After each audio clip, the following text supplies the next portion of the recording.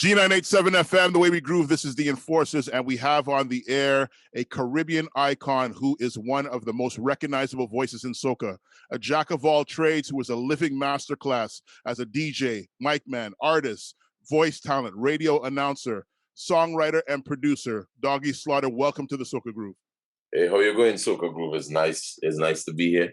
Yes, it's sir. Nice to be here. I think it's best I stand up because, as I say, it just, you know. So what's going on? Everything good? Everything's cool, man. Good to see you, bro. All right, same here, bro. Same here. Yeah, man. So let's take them to the beginning. Many people on the international soca scene were first introduced to Doggy Slaughter as a force and the voice of Excalibur Disco, iconic Trinidad sound system and still representing internationally in today's events like Red Bull Sound Clash. Can you break down the origin of Excalibur and the key to your longevity, as you say, ease up for what? All right. Well, first of all, thank you so much for having me on the show. It's definitely a pleasure as we just launched the Back to Basic album campaign. Yes. Now, to answer your question, Doggy Slaughter has always been in music. You know, I've been in music, singing for many years, which we'll get into when we start touching the various entities of Doggy Slaughter. Doggy Slaughter, as a selector, came and he was discovered by 96.1 after being out at least 2 to 3 years before that, because we launched in 1998. Right. We were on 96.1 at the end of 2000 into 2001, and since that time it's been a journey. I always say to people, because I tend to mentor to a lot of people in music from every aspect of it, I always tell them, in order to stay relevant, one must first do the most important thing, which is quite simple, which is be humble. Yes. You have to be humble, because once you have a passion that is there, a passion will be there regardless, because it is a passion. Right. A passion comes even before financial gain. It comes before the fame. It comes before everything else, because think about it. The fundamental steps of dealing with a passion is that you are very passionate about something, so you pursue it. It's natural. You grow with it. I'm always said everything in a nutshell right there. Right. You know, yes, entertainment. There's the facade that entertainment is. You walk in the room, everything, oh, it's nice, and no, you have to work. It's a lot of hard. Did I say hard? Very hard work. A lot of very hard work. But my grandmother has many sayings that I'd always take from her. Where horse does reach, donkey does reach. Donkey might take a little longer, right? But you will reach. And we actually saw that in the pandemic. The pandemic, to me, was one of the greatest resets in entertainment, because the pandemic allowed all who was moving off a overhype with a big team. Now, you can't have a big team because you can't sustain it. Right. A big team requires big money to make that big team move. Right. Because think about it. We're in a world now where everyone, I don't want this to be perceived the wrong way, where everyone is about self, is what I could get. And it's not necessarily a bad thing. It's not necessarily a bad thing. It's just that is how it is. So, however, whoever perceive it will allow them to move forward or be stagnant. Right. So once you understand how to use these things and allow it to work for you, you can propel. It is easy. How I personally used it to my advantage was I don't take what I want in entertainment. Right. I take what I need. I hear you. I take what I need. So I wouldn't take a big team just so to say, well, all right, today we street team in the album, because the 30 people, when they done, when they complete their input, you have to pay them. Right. Yes. Nobody ain't gonna leave the house to go and promote or PR or street team or market or go on social media just like that without something. Yeah. So to be self-sustainable is actually a really nice thing. Now, it may not be what you may expect, because remember, you're going through the phases of learning. Mm-hmm. Phases of learning. We'll talk about that a little later on. Make sure and write down this to bring up this with me.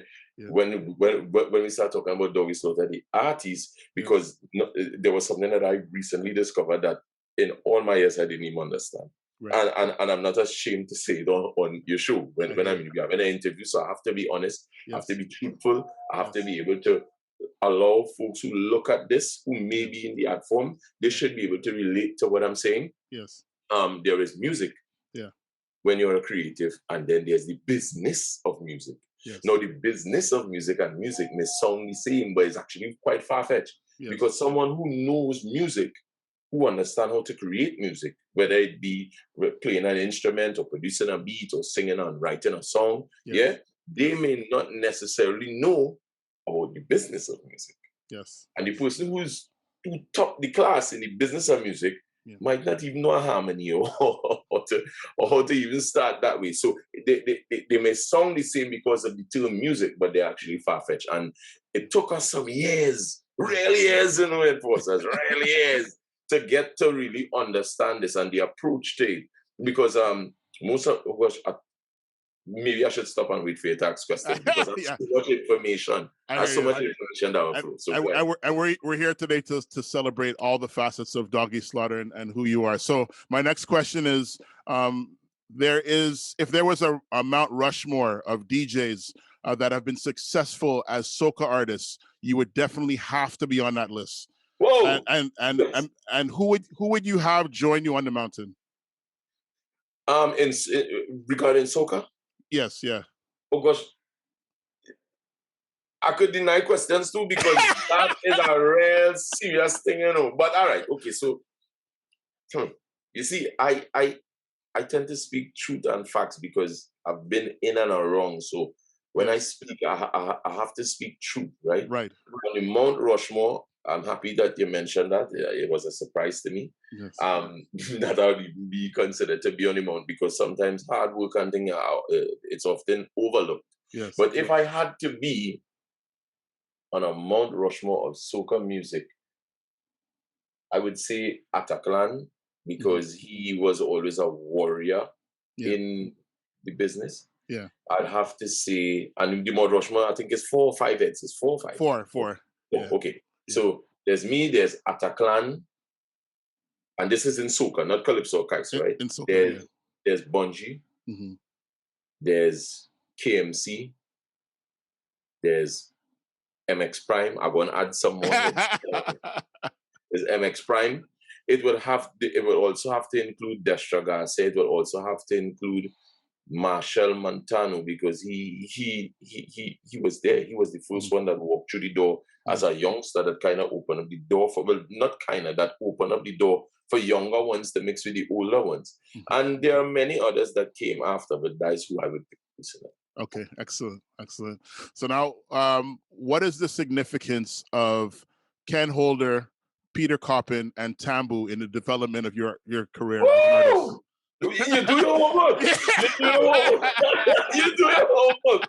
Okay, so when I started singing, it was actually off of kicks. I would enter song clash competitions, song-alike competitions. Like whenever big artists come into Trinidad, they would have competitions. And I went to one particular one at the Base nightclub. The Bounty Killer one, I was right there neck and neck with a fella named Damian Archie. Yeah. But the who is part of Del Music, which is Caesar's Army. Right.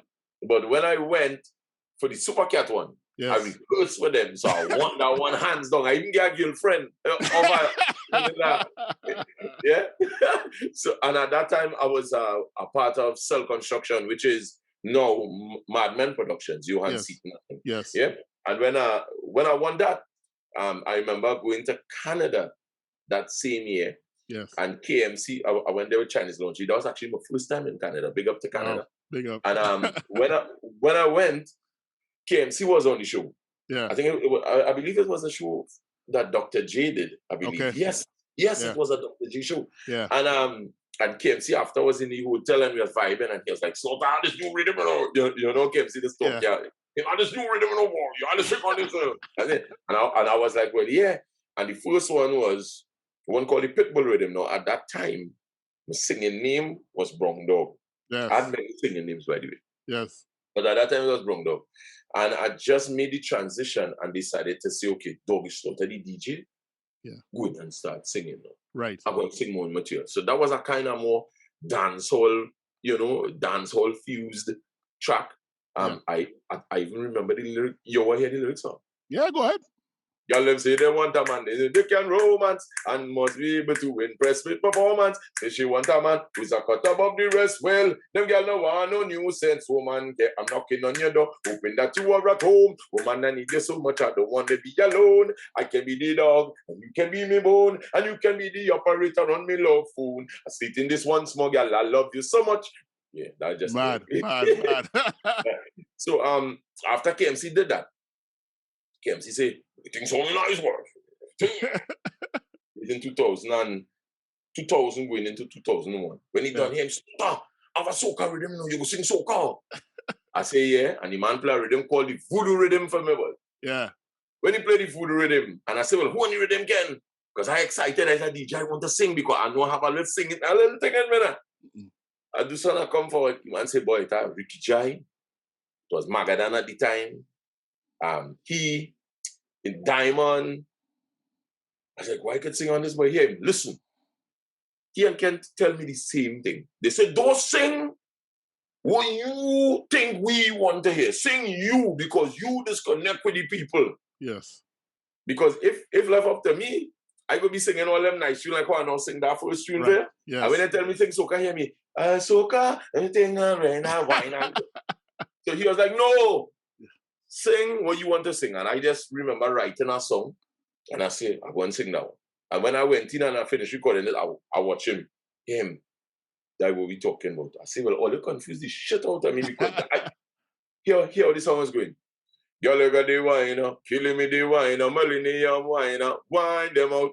Y'all got the wine, you got all the wine, mad me in a time, wine them out. But me say, y'all got the wine, killing me the wine them in that time, wine them out. Y'all got the wine, killing me the wine, bubble all your waist and just wine them out. Yeah? Which girl wine fast and no wine slow? Some sit down and some love to stoop low. It even have some, they love to sway so. Or some girl rather bend down and touch toe. The other day I meet a girl in a bacchanal. The way she wine put man in the hospital. I take a wine and it end up critical. Next time is the tonic and the mineral. Girl, you got it. So you see the voice, wait, the voice still cracking up. Yeah.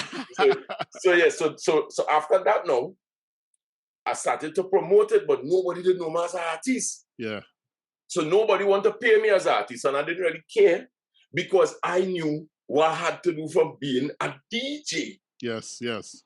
So I said, boy, put in your work, put in your footwork. So I was going everywhere, and like if I see enforcers, I go say, enforcers, we're drinking. You go say, well, the dog, you know, my drinkers, and I see enforcers, me and you good. You know, I know Porter song, right? Give me the rhythm, Nick. So you know, gonna be like, serious? People, dang, slaughter. And I gonna take the mic and just start to sing. And I did that for that entire season. Right. And not take $1. I did it because I've been following music. I got a taste of Kiskidi Caravan coming on in the last days. Right. It wasn't fruitful, but I give thanks for the experience. Yeah. But I also learned something, and I was on the right path. Here what I learned. When a label sign you, and they give you a budget, it's wise that you utilize the budget to do, you know, some smart things. If you're smart, you could reinvest it and make back money to pay back the label. Because think about it, when money started to make, you had to pay back them, right. And then the splits this come. Yes. But even within that, the label now they stick it up on themselves to do something called promo only. Here is promo only. They just send your track for free to DJs and record pools because the DJs have to know you to play it. Right. And then they had to put you on shows that you might make no big set of money and you'll take a stipend. So if you're too hype, you ain't going to understand that concept. Because think about it, people wouldn't hire you that they don't know for big money to go on a stage and sing a song. Come on, let's be real. Right. So you had to do promo. So when I grasped that now, I was like, let me go and do some promo on my own. And it actually worked because that year, I was on a Marshall show in London. That was in 2002. That was when my son was born. Wow. And I was singing that song. Yeah. Marsha was singing Stalker. Stalker was through the roof. Yeah. And I was one of the artists on that show with one song. So I made it to London with one song that was a paid show. Wow.